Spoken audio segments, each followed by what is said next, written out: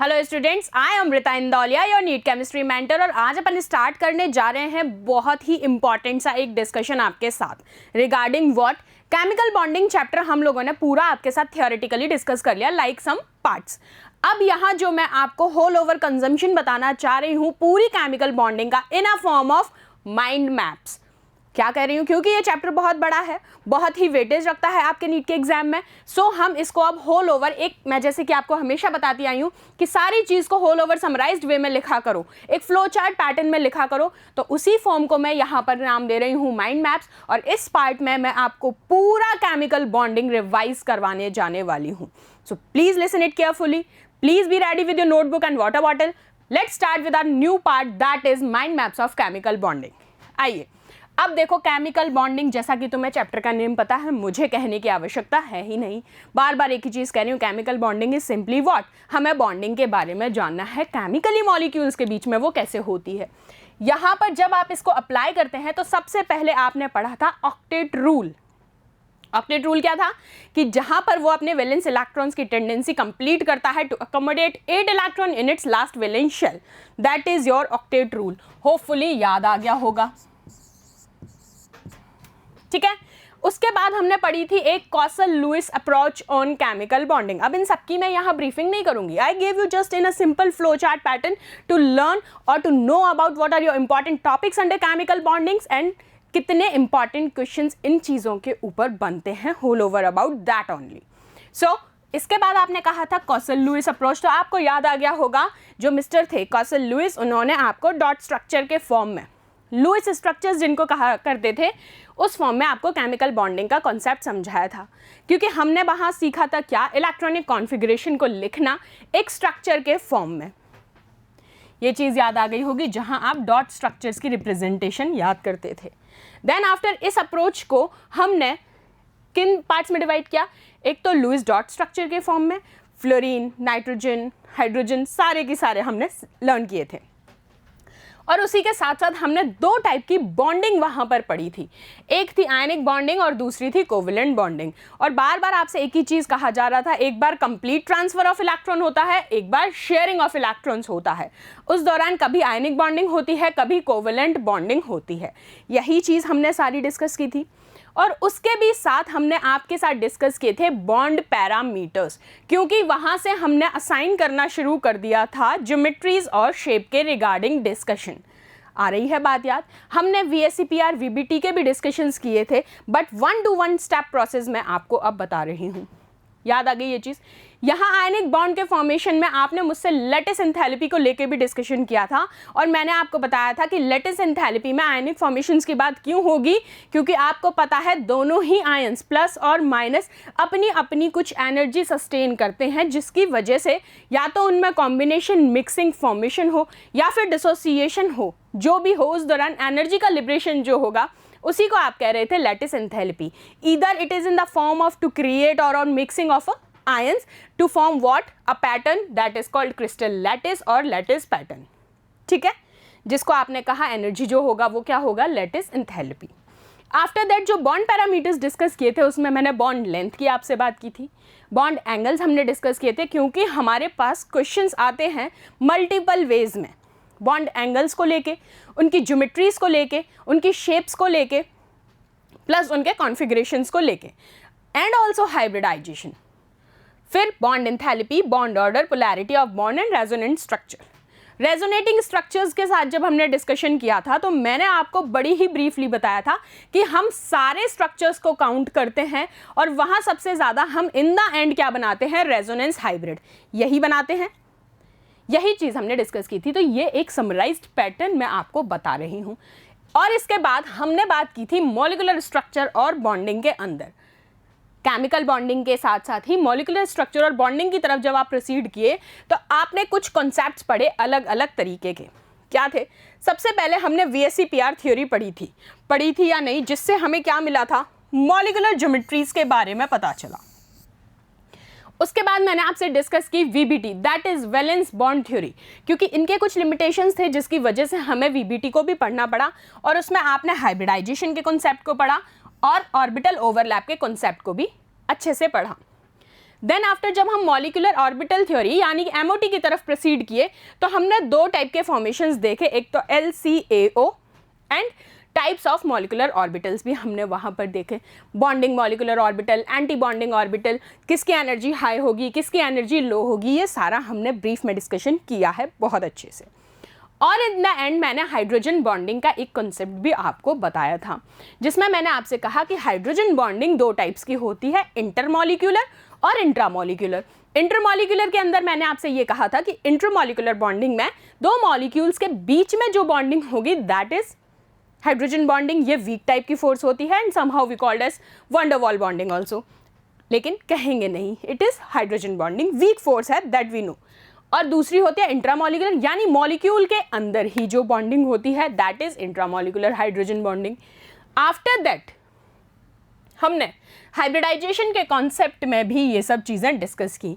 और हाइब्रिडाइजेशन हमने कितने टाइप्स की पढ़ी थी, sp, sp2, sp3, sp3d, sp3d2 and d2sp3, ये सारी की सारी हमने हाइब्रिडाइजेशंस पढ़ी थी। और जब ऑर्बिटल ओवरलैप का कॉन्सेप्ट की बात हुई थी तो वहाँ आपने सबसे पहले डायरेक्शनल प्रॉपर्टीज पढ़ी थी बॉन्ड की, जिनको आपने कहा sigma bonding and pi bonding, यही कहा था। और आपने कहा था कि सिग्मा स्ट्रॉन्गर होता है पाई से, ठीक है। फिर आपने कहा था एटॉमिक ऑर्बिटल्स की ओवरलैपिंग कराई थी हाइब्रिडाइजेशन के रिस्पेक्ट में। आपने स्ट्रेंथ के बारे में भी बात की सिग्मा और पाई के, और टाइप्स ऑफ ओवरलैपिंग भी पढ़ी, और वो किस किसके, s ऑर्बिटल के बीच में, s और p और p एंड p, ये सारे कॉम्बिनेशंस हमने पढ़े। देन आफ्टर जब हमने टाइप्स ऑफ मॉलिक्यूलर ऑर्बिटल आपके साथ डिस्कस किया तो मैंने वहाँ पर आपको bond order, nature of bond, bond length और मैग्नेटिक बिहेवियर, स्पिन्स को लेके सारा की सारा डिस्कशन हमने पूरी केमिकल बॉन्डिंग के रिगार्डिंग किया। So this is your whole over summarized pattern of flow chart of chemical bonding. So कहीं भी देखो सारे आपस में इंटरलिंक हैं, सी द फ्लो, यहां से आपने स्टार्ट किया, they all are interlink to each other and we come to an end. और इन द एंड हमें पता क्या चलता है, एक मॉलिक्यूल की shape, geometry, bond angles, bond parameters and everything regarding a molecule.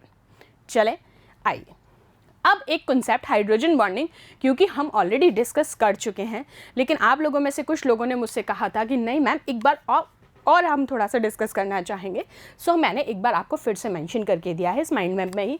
तो देखो हाइड्रोजन बॉन्डिंग सिंपली है क्या, आप इसको वीक फोर्सेस भी कहते हैं, कहते हैं, बिल्कुल कहते हैं। हम इसको वंडर वॉल की तरह कह सकते हैं बट कहते नहीं हैं, क्योंकि वंडर वॉल फोर्सेस भी कैसी होती हैं, वीक फोर्सेस होती हैं। अब हाइड्रोजन बॉन्डिंग के रिस्पेक्ट में एक ही चीज़ याद रखनी है, फोन। कल भी मैंने आपको ये बताया था लास्ट सेशन में, फोन ये आपका शॉर्ट ट्रिक है कि ये किसके साथ बॉन्डिंग करेंगे, सिर्फ या तो फ्लोरीन, ऑक्सीजन या nitrogen. Fluorine, oxygen and nitrogen, इन तीन के रिस्पेक्ट में ही आप यहां पर बात करेंगे। तो हाइड्रोजन बॉन्डिंग हमें कहां देखने को मिलती है, जब फ्लोरीन का मॉलिक्यूल हो हाइड्रोजन के साथ, ऑक्सीजन का हो या नाइट्रोजन का हो। यहां तक बात ठीक है। अब it is what, this is an electrostatic force of attraction between hydrogen atom of one molecule with the electronegative atom of another molecule. और वो इलेक्ट्रोनेगेटिव एटम कौन होगा, फोन में से कोई एक, FON, फ्लोरीन, ऑक्सीजन, नाइट्रोजन, इन तीनों में से कोई भी एक, ठीक है। सिर्फ इतनी सी बात अगर आपको याद रह गई तो आप हाइड्रोजन बॉन्डिंग में कहीं भी कंफ्यूज ही नहीं होना है। आप देखो पहला hydrogen and fluorine, hydrogen fluorine, hydrogen fluorine, मैंने तीनों ही रिस्पेक्ट में आपको यही शो किया है। यहाँ ऑक्सीजन ले लो, नाइट्रोजन ले लो, बॉन्डिंग आपको पता है। एग्जाम्पल देखते हैं, अमोनिया NH3, FON में से N आ रहा है, हाइड्रोजन के साथ बॉन्ड बना रहा है, एक लोन पेयर भी होता है। Hydrogen fluoride HF, single bonded. Water, दो लोन पेयर होते हैं और वाटर के साथ मॉलिक्यूल बनाता है। ये सारे एग्जाम्पल्स हम लोग डिस्कस भी कर चुके हैं, ठीक है। चलो अब दो टाइप की जो बॉन्डिंग बताई, इंटरमॉलिक्यूलर और इंट्रामॉलिक्यूलर। इंटरमॉलिक्यूल क्या, दो मॉलिक्यूल्स के बीच की बॉन्डिंग सी, ये एक H2O का मॉलिक्यूल, दिस वन, और ये दूसरा H2O का मॉलिक्यूल। इन दोनों के बीच में आपको ये जो बॉन्डिंग देखने को मिल रही है, इसे आप कह रहे हैं क्या? Intermolecular hydrogen bonding.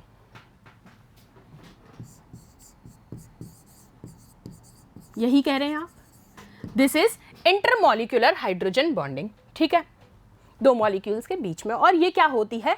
Partially bonded होती है, क्योंकि वीक फोर्सेस है, वीकली अट्रैक्टेड।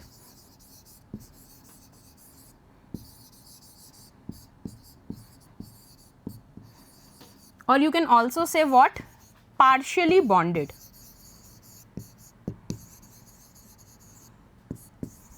ठीक है, कोई दिक्कत है ही नहीं यहां तक। अब देखो एक और एग्जाम्पल, मैंने क्या कहा था? 3 ही होंगे, FON। यहां भी ऑक्सीजन के साथ है बॉन्डिंग, ये एक मॉलिक्यूल, ये एक मॉलिक्यूल, ये जो बॉन्डिंग है बीच में, दिस इज हाइड्रोजन बॉन्डिंग। ये रही, है ना? सेम आप यहां देख लो, यहां भी है और यहां भी है, कोई दिक्कत नहीं है। इस वाले रिस्पेक्ट में मैं बात करूं तो ये पूरा मॉलिक्यूल और ये पूरा मॉलिक्यूल, ये रही आपकी H बॉन्डिंग, और यहां ये। ठीक है, कोई भी दिक्कत नहीं है यहां तक भी। चलो नेक्स्ट, अब इंटर और इंट्रा दोनों के बीच में डिफरेंस बता देती हूँ। इंटर मॉलिक्यूलर यानी कि दो मॉलिक्यूल्स, ये देखो ये वाला एक H, ये वाला H, ये वाला H, यानी कि 3 मॉलिक्यूल्स हैं यहाँ पर। ये रही हाइड्रोजन बॉन्डिंग, ये हो रही हाइड्रोजन बॉन्डिंग। ठीक है, ये क्या है आपका? वाटर। ये देखो अमोनिया, यहां लिख देती हूं, फिर लिख रही हूं 3 ही होंगे ये देखो यहां हो रही है, ऐसे और मॉलिक्यूल रेस करते जाओ। अब इंट्रा के अंदर देखो ये क्या है? ऑर्थोनाइट्रोफिनॉल। यहां देखो आप, मॉलिक्यूल के अंदर हाइड्रोजन बॉन्डिंग अगर आपको देखने को मिल जाए विद इन अ मॉलिक्यूल, तो ये क्या कहलाएगी? Intramolecular type. और ये क्या है? Orthohydroxy benzaldehyde. ठीक है, तो कोई दिक्कत है नहीं, एल्डिहाइड है वो, DE है लास्ट में। यहां भी देखो मॉलिक्यूल के अंदर पाई जा रही है bonding. So there is a difference between inter and intra molecular hydrogen bonding. ठीक है, यहां तक भी कोई दिक्कत नहीं है। चलो अब इन दोनों का एक डिफरेंस पैटर्न बताती हूँ। इंटर मॉलिक्यूल के अंदर क्या होता है? अकर्स बिटवीन 2 नेबरिंग मॉलिक्यूल्स, जबकि यहां क्या होती है? With in the molecule itself. पहला पॉइंट क्लियर है। दूसरा पॉइंट कहता है has high melting and boiling points and low vapour pressure. High melting boiling and low vapour pressure, जबकि यहां low melting boiling and high vapour pressure. कोई दिक्कत नहीं है यहां तक भी, हमें पता चल गया ना, क्योंकि विद इन अ मॉलिक्यूल और with the molecules. Next, stability इसकी कैसी होती है? हाई, इसकी होती है लो। एग्जाम्पल्स अगर हम देखें तो water, methyl alcohol, ethyl alcohol and sugar. और इसके examples nitrophenol, ortho and salicylic acid. ठीक है, चले एक कंपैरेटिव स्टडी के साथ।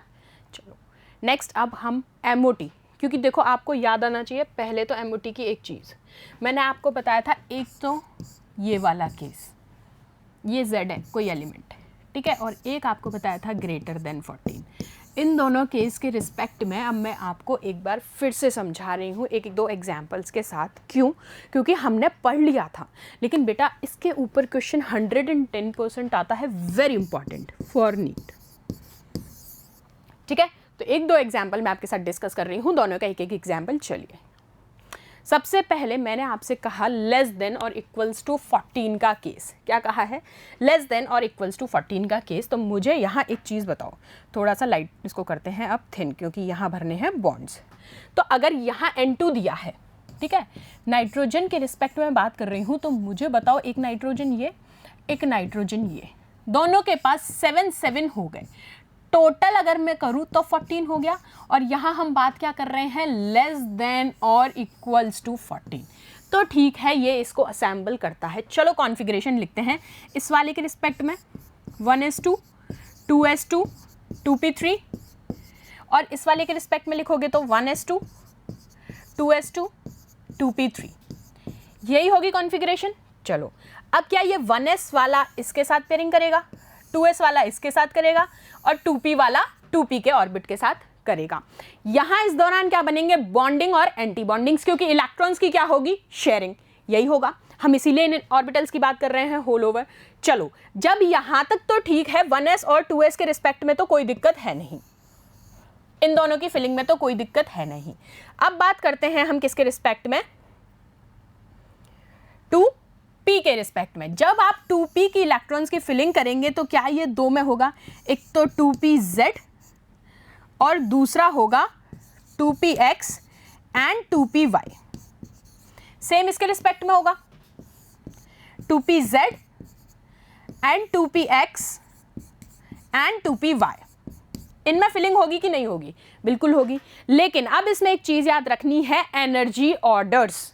क्या कह रही हूं मैं, एनर्जी ऑर्डर्स। तो आप कहेंगे जब कभी भी इन दोनों के बीच में बॉन्ड फॉर्मेशन होगा, 2pz और 2pz के बीच में बॉन्ड फॉर्मेशन होगा, तो वहां बॉन्ड बनेगा सिग्मा। कौन सा बॉन्ड बनेगा, सिग्मा। लेकिन जब बॉन्डिंग यहां होगी तो बॉन्ड बनेगा पाई, 2px और 2py के रिस्पेक्ट में। सिर्फ ये बात आपको अच्छे से याद रख लेनी है। देख लो अच्छे से, पहले एक बार कोरिलेशन देख लो, नोट कर लो और अच्छे से समझ लो। दोबारा रिपीट कर दूंगी, कोई दिक्कत नहीं है, हमें यहाँ कंफ्यूज नहीं होना है, क्योंकि ये जो कॉन्सेप्ट है बहुत इंपॉर्टेंट कॉन्सेप्ट है। इलेक्ट्रॉन्स की फिलिंग को लेके क्वेश्चन पूछा जाएगा 110%। नोट इट डाउन, कर लिया नोट। चलो आ जाओ, देखो दोबारा बता रही हूँ। देखो बेटा, हमने क्या बात कर रहे हैं, नाइट्रोजन का लेस देन या इक्वल्स टू का 14 से केस होना चाहिए, ठीक है। अब यहाँ N2 की बात हो रही है, तो नाइट्रोजन एक के पास 7, दूसरे के पास भी 7 इलेक्ट्रॉन, दोनों को कंबाइन कर दिया 14 हो गए। 14 इलेक्ट्रॉन्स होते ही आपने कहा कि ये रिजेंबल कर रहा है इस वाले पार्ट को, ठीक है। दोनों की आपने कॉन्फ़िगरेशन लिखी separate separate, 1s 2s 2p। 1s और 2s के रिस्पेक्ट में कोई दिक्कत नहीं है, इलेक्ट्रॉन्स फिल हो जाएंगे, ओवरलैपिंग हो जाएगी, मिक्सिंग हुई, बॉन्डिंग और एंटी बॉन्डिंग में इलेक्ट्रॉन शिफ्ट हो गए, यहां तक ठीक है। 2p के केस में आते ही वेरिएशन देखने को मिलेगा, और वो वेरिएशन क्या है, 3 ऑर्बिटल्स में जाएगा, 2px 2py एंड 2pz। तीनों में जब बॉन्डिंग हो रही है तो याद रखना है, जब 2px और 2py के बीच में होगी मिक्सिंग तो वहां बॉन्ड बनेगा पाई बॉन्ड, और जब 2pz की ओवरलैपिंग हो रही है तो बॉन्ड बनेगा सिग्मा बॉन्ड। सिर्फ इतनी सी बात याद रखो अभी। अब इलेक्ट्रॉन्स की करवाते हैं अपन फिलिंग नाइट्रोजन के रिस्पेक्ट में। आपने कहा कितने इलेक्ट्रॉन है, 1s2 2s2 2p3। यहां लिख लूं दोबारा से कॉन्फ़िगरेशन, 1s2 2s2 2p3। चलो सबसे पहले 1s ऑर्बिटल लिया, इनको आप कहते हैं एटॉमिक ऑर्बिटल्स, जिनकी मिक्सिंग से आप क्या बनाते हैं, molecular orbital, same energy and equivalent shape and size, ठीक। आपने दोनों इलेक्ट्रॉन फिल कर दिए, कितने थे इसके पास, 2 इलेक्ट्रॉन, 2 इलेक्ट्रॉन यहां फिल कर दिए, 2 यहां फिल कर दिए, ठीक है। सेम अभी हम एक्साइटेशन करवाएंगे, पहले हम फिल करना सीखते हैं इलेक्ट्रॉन्स। अब यहां आपने कहा ये बॉन्डिंग है, ये एंटी बॉन्डिंग है। मैंने आपको बताया था जो नीचे वाला ऑर्बिटल है सिग्मा डिनोशन है, that is bonding molecular orbital, representation देते हैं BMO से। और ये जो सिग्मा स्टार वाला है ये कहलाता है anti bonding molecular orbital, representation होता है ABMO। बात ठीक है। अब आपने ये इलेक्ट्रॉन्स फिल कर दिए, चलिए अब आप 2s की तरफ मूव कीजिए। 2s में भी सेम है, 2 इलेक्ट्रॉन है, फिल किए, यहां किए, यहां भी same BMO and ABMO, bonding molecular orbital and anti bonding molecular orbital. अब जो कॉज देखना है वो देखना है हमें 2p के रिस्पेक्ट में, 2p 2px 2py and 2pz। चलो कितने इलेक्ट्रॉन्स हैं, 3 इलेक्ट्रॉन्स फिल करते हैं। आपने तीनों इलेक्ट्रॉन्स फिल कर दिए, यहां और यहां कर दिए फिल। अब आपको बात करनी है बॉन्डिंग और एंटी बॉन्डिंग के रिस्पेक्ट में। तो ये जो 2 ऑर्बिटल्स हैं ये हैं बॉन्डिंग मॉलिक्यूलर ऑर्बिटल, और ये जो दो एनर्जी लेवल्स हैं ये हैं एंटी बॉन्डिंग मॉलिक्यूलर ऑर्बिटल्स। ठीक है, अब यहाँ जो याद रखने वाली चीज है वो ये है कि जो सिग्मा बॉन्डिंग ऑर्बिटल होता है उसकी एनर्जी एंटी बॉन्डिंग वाले के रिस्पेक्ट में नहीं, सिग्मा वाले की पाई से ज्यादा होती है एनर्जी। ठीक है, तो इसलिए हम सिग्मा वाले लोब को ऊपर रखेंगे और पाई वाले बॉन्ड ऑर्बिटल्स को नीचे की तरफ प्लेस करेंगे। सिर्फ इतना सा फैक्टर याद रखना है और इसका जस्ट रिवर्स हो जाएगा जब आपके पास इलेक्ट्रॉन्स ग्रेटर देन 14 होंगे तो आप क्या करेंगे, सिग्मा वाला बॉन्ड नीचे आ जाएगा। इसका एक शॉर्ट ट्रिक भी आपको बताया जाएगा। अभी के लिए याद रखिए, आपने कहा कि सिग्मा वाला हाई बॉन्डिंग का है, हमने अपर लेवल दिया है, पाई बॉन्डिंग वाले सिग्मा से लोअर एनर्जी के हैं इसलिए हमने लोअर लेवल पे रखा है। चलो, सेम एंटी बॉन्डिंग के केस में आपने कर दिया। ठीक है, अब हम करवाते हैं इन ऑर्बिटल्स की मिक्सिंग और इलेक्ट्रॉन्स फिल करते हैं। ये देखो, आपके ये जो ऑर्बिटल्स थे, ये इलेक्ट्रॉन और ये इलेक्ट्रॉन ओवरलैप करेंगे। जैसे ही क्या होगा, ये इलेक्ट्रॉन्स आ जाएंगे यहाँ पर और ये वाले दो आ गए एंटी बॉन्डिंग में। ठीक है, अब इसका दूसरा पिक्चराइजेशन दिखाऊं, मतलब ये वाले हो जाएंगे रिप्लेस दोनों और ये ओवरलैप करके यहाँ आ गए। सेम ऐसे ही इसकी ओवरलैपिंग इसके साथ होगी, ये दोनों यहाँ आ गए, फिल हो गया। 1s कंप्लीट हो गया, 2s कंप्लीट हो गया। अब p पे मूव करते हैं, p की तरफ मूव करो, px वाले की मिक्सिंग px से, ये देखिए py वाले में py से और pz की pz से। आप देखिए 1 2 3 4 5 6 टोटल 6 इलेक्ट्रॉन्स हो गए और पेयर्ड अप कंडीशन में हो गए। बात खत्म है। इनकी मिक्सिंग ही करवाई है मैंने, जस्ट इलेक्ट्रॉन्स को यहाँ प्लेस कर दिया है, कोई दिक्कत नहीं है यहाँ तक। चलो, आपने ये बना लिया पूरा की पूरा molecular orbital diagram whole over. यहाँ जो क्वेश्चन अराइज होगा वो यही होगा कि सिग्मा वाले की एनर्जी ज़्यादा होती है या कम। दूसरी चीज़, 2px और 2py में से कौन ज़्यादा एनर्जी का होता है और कौन कम एनर्जी का होता है। तो आपको याद रखना है कि 2px और 2py दोनों ही ऑर्बिटल सेम एनर्जी के होते हैं, they are of equal energy, और 2pz वाले की एनर्जी ज़्यादा होती है x और y से। ठीक है, लिख देती हूँ मैं यहाँ 2px as equals to 2py, अब ये सिग्मा हो या पाई का रिस्पेक्ट हो, और 2pz क्या होगा, ग्रेटर होगा 2px और y से। ठीक है, बात समझ में आ गई, कोई दिक्कत नहीं है यहाँ तक, पूरा की पूरा समझ में आ गया कि पहले हमने 1s में फिल किए, फिर हमने 2s में फिल किए, फिर हमने p में फिल किए, फिर हमने कराई इनकी मिक्सिंग और ओवरलैपिंग। सिग्मा सिम्बली वालों को हम कह रहे हैं बॉन्डिंग मॉलिक्यूलर ऑर्बिटल्स, दूसरे वालों को कह रहे हैं हम anti bonding molecular orbitals. Anti bonding वाले की एनर्जी ज़्यादा होती है, बॉन्डिंग वाले की एनर्जी कम होती है, इसलिए उसको लोअर ऑर्बिट में लिखा जाता है, उसको अपर शेल में रिप्रेजेंट किया जाता है। यहाँ तक सारी बात समझ में आ गई है। चलिए, बहुत बढ़िया।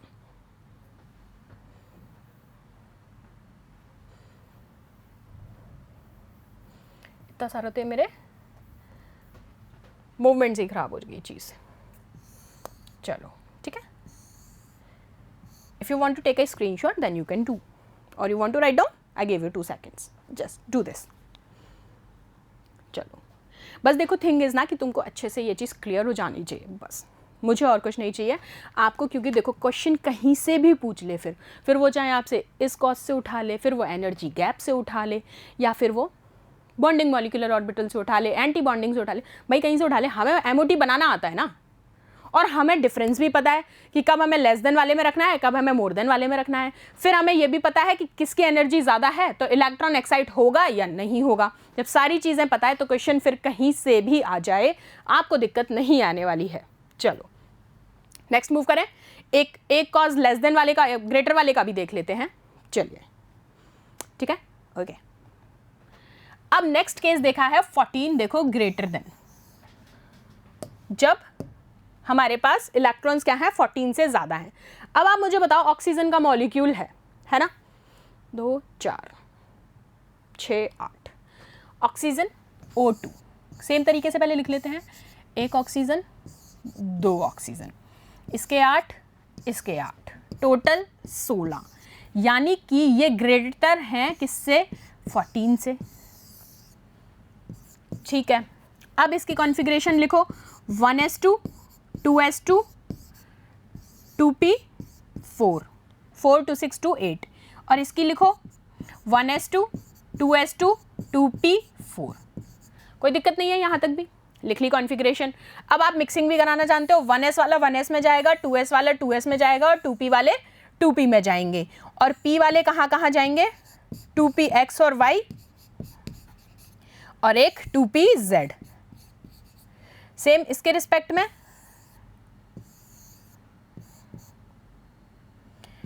2p x and 2p y और दूसरा 2p z। आगे यहां तक बात समझ में? आपने सबसे पहले सेम वही कॉज रख लिया, उस तरीके से फिलिंग कर ली। अब फटाफट से इनको ऑर्बिटल में फिल करते हैं। सबसे पहले 1s का फिल करते हैं, एटॉमिक ऑर्बिटल मिक्सिंग होगी, molecular orbital, same energy same shape. कितने हैं इसके पास, 1s2 2s2 2p4, ये है कॉन्फ़िगरेशन। ठीक है, चलो पहले 1s वाले भर लिए, दोनों भर लिए, बॉन्डिंग और एंटी बॉन्डिंग।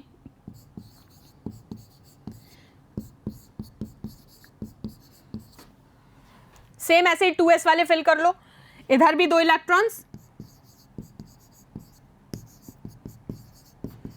ये ऑर्बिटल भी फिल कर लिया।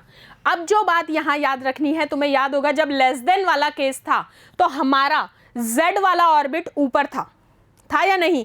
यहां क्या याद रखना है, वो नीचे होगा, यहां एनर्जी उसकी कम हो जाएगी इलेक्ट्रॉन्स बढ़ते ही।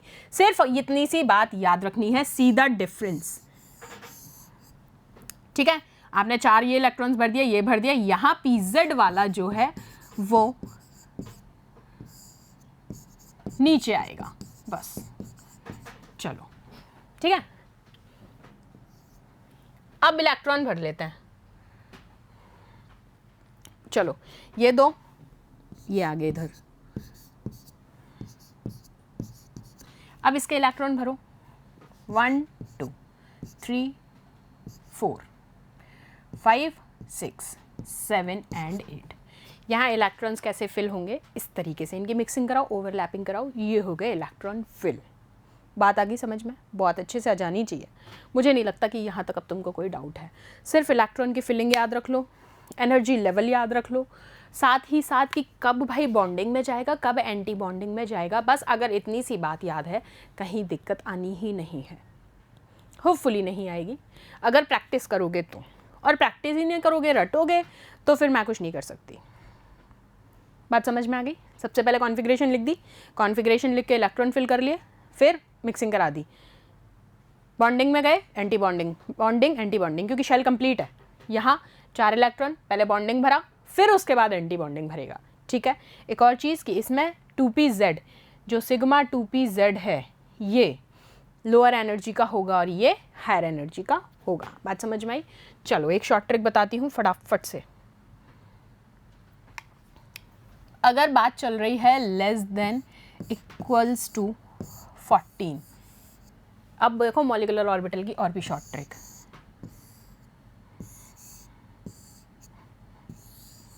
ये पैटर्न, और ग्रेटर देन 14,